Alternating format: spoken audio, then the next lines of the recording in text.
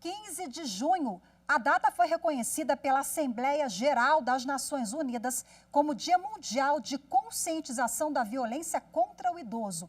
Aqui no Brasil, o governo federal lançou uma campanha com o tema Fortalecendo as Redes de Proteção de Direitos, para promover o enfrentamento à violência contra pessoas acima de 60 anos. O Ministério da Mulher, da Família e dos Direitos Humanos vai dedicar todo o mês de junho para levar a sociedade a refletir sobre a violência contra idosos e a ficar atenta aos abusos velados. É o Junho Violeta. Hoje é lançado o Pacto Nacional de Implementação da Política de Direitos da Pessoa Idosa, que vai tornar permanentes ações junto aos estados e municípios na construção de uma rede de apoio aos idosos e crianças, além de fundos municipais para fomentar a política local de proteção. Em 2019, o Brasil tinha quase 33 milhões de idosos. O envelhecimento da população é uma tendência que vem aumentando. Segundo o IBGE, a expectativa é que em 2060, a população com mais de 65 anos represente 25,5% dos brasileiros. A expectativa de vida vem crescendo e a preocupação com a segurança dos idosos também. Segundo o Disque 100 do Ministério da Mulher, Família e dos Direitos Humanos, foram registrados mais de 33 mil casos de violência contra idosos nos 6 primeiros meses deste ano. Dona Dulce tem 77 anos e uma vida bastante movimentada. Faço teatro, faço coral, faço artesanato. Então, são coisas que têm me ajudado muito aos meus 77 anos. No ano passado, o banco fez um empréstimo de R$3 mil para a Dona Dulce, sem que ela tivesse autorizado. Aí fiquei desesperada, mas na mesma hora eu corri para o Banco do Brasil, saquei o dinheiro e depositei na conta deles. Assim mesmo, pagando uma multa de 300 e tantos reais, de um dia para o outro. No Distrito Federal, onde Dona Dulce mora, a Central Judicial do Idoso registrou um aumento no número de violência contra idosos em razão da pandemia, inclusive abuso financeiro. As denúncias dos mais variados abusos registrados nos 5 primeiros meses deste ano já representam 72% de todo o registrado no ano passado. Esta advogada explica que vários tipos de violência têm sido praticados contra idosos, principalmente com o uso de recursos financeiros e tecnologia, que na maioria das vezes são assuntos menos dominados por eles. Também que a violência patrimonial pode se dar de diferentes formas. A violência patrimonial, ela pode acabar se encaixando nessas três formas. Nesse contexto, por exemplo, de violência perpetrada em face da pessoa idosa, se praticada por uma pessoa da família, seria intrafamiliar, ou uma institucional, ou então pela própria sociedade nesse contexto, a gente pode perceber que seria sociopolítica. E acaba que nesse ponto da violência, desses golpes, fraudes, de empréstimo consignado, enfim, isso acaba sendo um grande ponto dos últimos tempos que acabam chegando na justiça. Segundo a advogada, o Brasil tem normas de proteção eficientes, mas é preciso aplicá-las em políticas públicas voltadas para idosos. A Constituição, ela é a nossa principal fonte normativa que acaba orientando a construção das leis e dos outros atos normativos, e a própria Constituição de 88, ela acabou já definindo um dever, tanto do Estado, quanto da sociedade, quanto da família, de proteger essa pessoa idosa de todos os tipos de violência. Quem perceber qualquer tipo de violência, e principalmente a própria vítima, deve pedir ajuda nas unidades municipais de saúde, delegacias, Disque 100 dos Direitos Humanos ou 190 da Polícia Militar. Vamos falar mais um pouquinho desse assunto agora, ao vivo, com a advogada Marcela Furtz. Oi, Marcela, boa tarde, seja bem-vinda mais uma vez. Boa tarde, obrigada. Bom, acompanhamos na reportagem que são inúmeras as violências.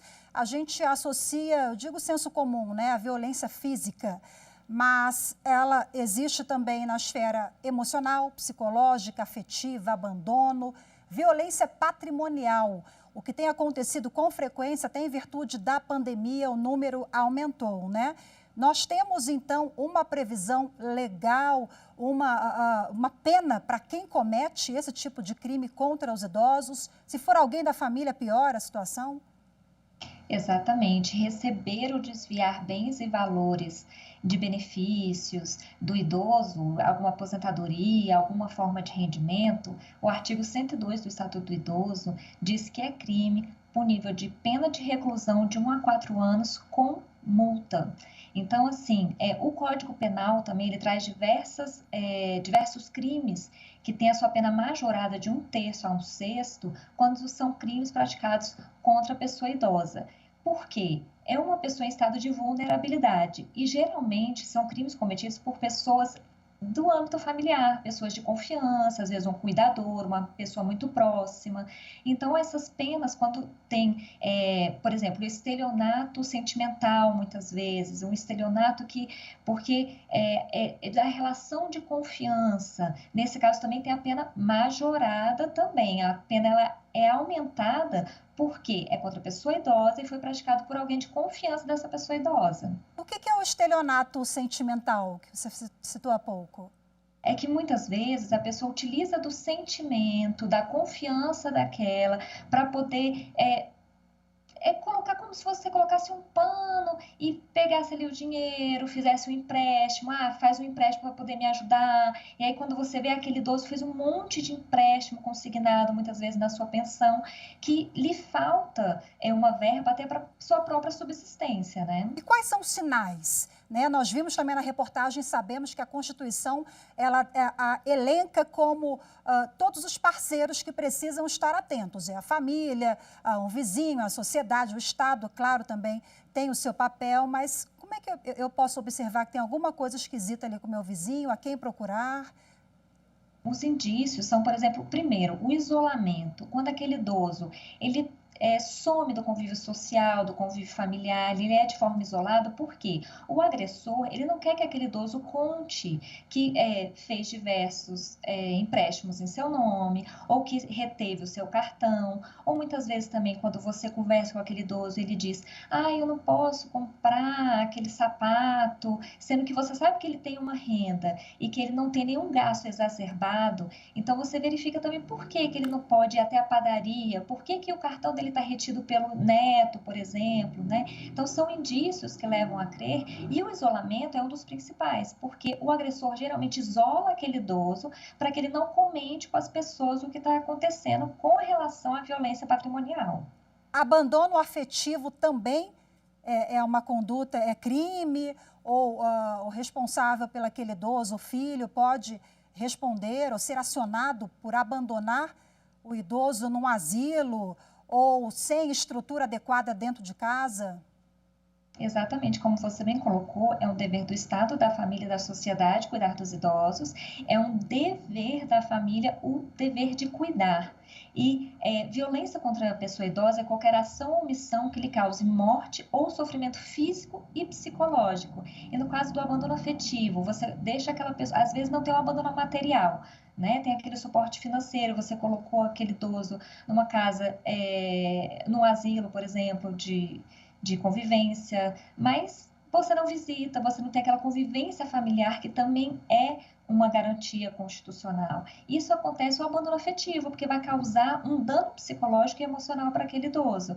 E a nossa Constituição já também configura o afeto como um princípio constitucional. Então, quando a gente fala de relações entre pais e filhos, essa relação é assim, entre pais e filhos para pais, porque os filhos, quando os pais ficam idosos, eles também têm esse dever de cuidar. E quando a gente fala de dever constitucional de cuidar, hoje essa interpretação ela vai muito além do dever material apenas. Ele engloba também ali o afeto, a convivência familiar, a convivência social.